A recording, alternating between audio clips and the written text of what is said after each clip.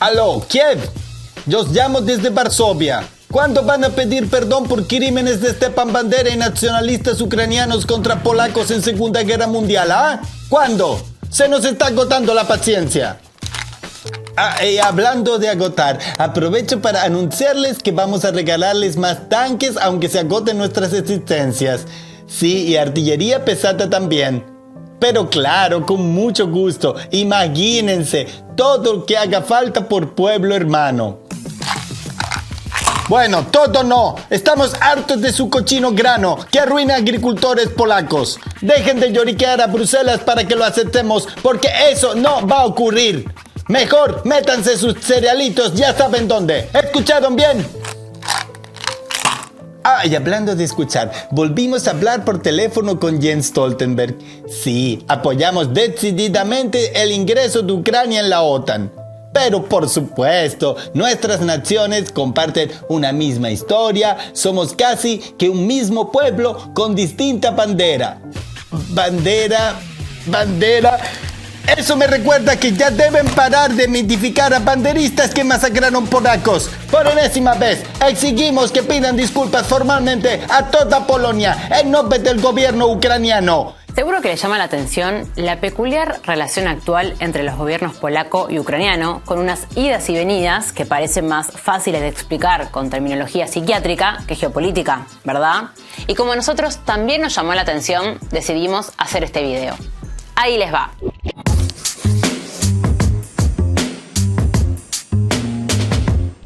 La relación entre Kiev y Varsovia desde que estalló la escalada bélica de febrero de 2022 es por momentos de amor, por momentos de odio y por momentos de ambas a la vez.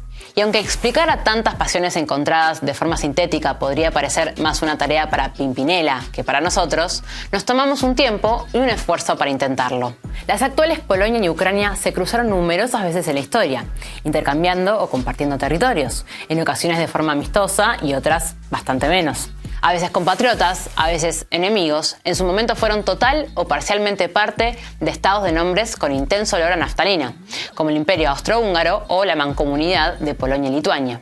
Por no extendernos en unas fronteras increíblemente variables a lo largo de una historia de siglos, que daría para un seriado completo, quedémonos con que ambos son pueblos eslavos y culturalmente cristianos. Los ucranianos mayoritariamente ortodoxos y los polacos aplastantemente católicos. Y centrémonos en el siglo XX para acá.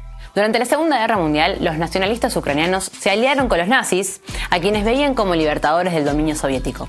Los seguidores de Stepan Bandera, Roman Shujevich y demás tenían como sus peores enemigos a los comunistas soviéticos, fueran estos rusos, bielorrusos o ucranianos, a los judíos y a los polacos. Desde el final de la Primera Guerra Mundial, grupos nacionalistas ucranianos y polacos se disputaban el territorio de lo que es hoy el oeste de Ucrania. Y con el estallido de la Segunda, no tardaron en comenzar las hostilidades entre ambos, como actores secundarios, pero no por eso protagonizando hechos menos cruentos de aquel conflicto bélico. Tal vez el caso más paradigmático sea la masacre de Volhynia, llevada a cabo por nacionalistas ucranianos, en los que asesinaron a casi la totalidad de judíos y polacos de la zona, con especial preferencia por mujeres y niños, usando hachas, machetes y otros elementos cuando las balas no alcanzaban. En total, los grupos banderistas exterminaron a, se calcula, entre 50.000 y 100.000 polacos, la gran mayoría de ellos en un periodo de apenas 4 meses, de abril a agosto de 1943. Tras el final del conflicto, durante las décadas siguientes, con Ucrania como parte de la Unión Soviética y Polonia aliada de Moscú, en aras de no despertar nuevamente a los nacionalismos, aquellos eventos fueron enmarcados en los crímenes del nazismo o sus colaboradores, sin especificar demasiado. Sin embargo, tras el derrumbe soviético, el nacionalismo ucraniano comenzó a resurgir y a considerar a los ideólogos y perpetradores de aquellas masacres como héroes nacionales, lo que revivió heridas que parecían razonablemente cicatrizadas. Y es que poco antes de ese revival banderista en Ucrania, el tema parecía hasta cierto punto un asunto cerrado. De hecho, ambas naciones llegaron a organizar una Eurocopa juntos en el año 2012. Sin embargo, tras el Euromaidán y la abierta glorificación de criminales de guerra por parte de Kiev, desde varios sectores políticos y sociales polacos comenzaron a escucharse cada vez más voces indignadas. Los reclamos llegaron a tener cierto eco y lograron que Kiev, aunque sin asumir la responsabilidad histórica del nacionalismo ucraniano en la masacre, anunciara que exhumarían las fosas donde tuvieron lugar, aunque la promesa nunca pasó de meras palabras. Sin embargo, estas voces de reclamo desde Polonia pasaron a un total segundo plano tras febrero de 2022, porque Varsovia, además de estar plenamente alienada geopolíticamente con Occidente, es junto a las naciones bálticas una de las naciones más desalineadas con Rusia que puede concebirse. En cierto modo, el caso polaco, con algunos matices nada menores, se parece al de Israel, asunto al que le dedicamos un video completo hace unas semanas. Aunque el régimen de Kiev se esfuerce en rehabilitar la imagen de activos colaboradores del nazismo, Tel Aviv no se atreve a distanciarse públicamente del gobierno de Zelensky, porque geopolíticamente no le conviene.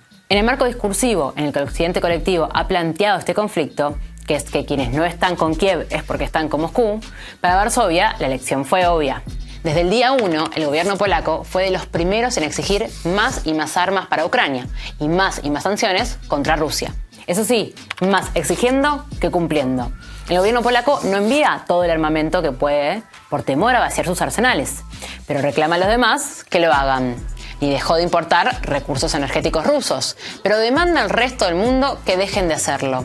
Sin embargo, según el conflicto ruso-ucraniano se alarga, las contradicciones de apoyar a un gobierno cuyo presidente autoriza todo tipo de manifestaciones favorables a ideólogos y ejecutores de masacres contra civiles polacos se hacen cada vez más duras de tragar para la sociedad polaca.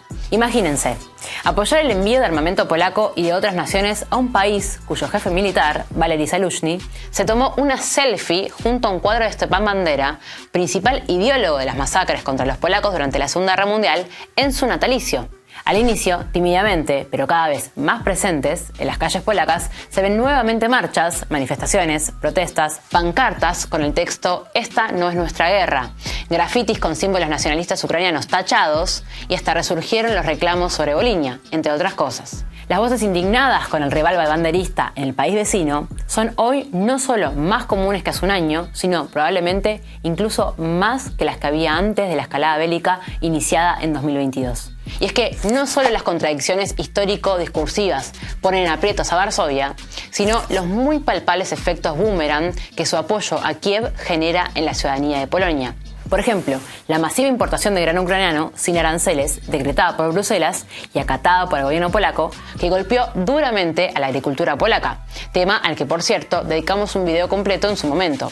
La presión ciudadana fue tan grande que junto a otros países de Europa del Este, las autoridades de Polonia prohibieron la entrada de grano ucraniano y desde entonces mantienen un más que tenso cruce de declaraciones con sus pares de Ucrania al respecto.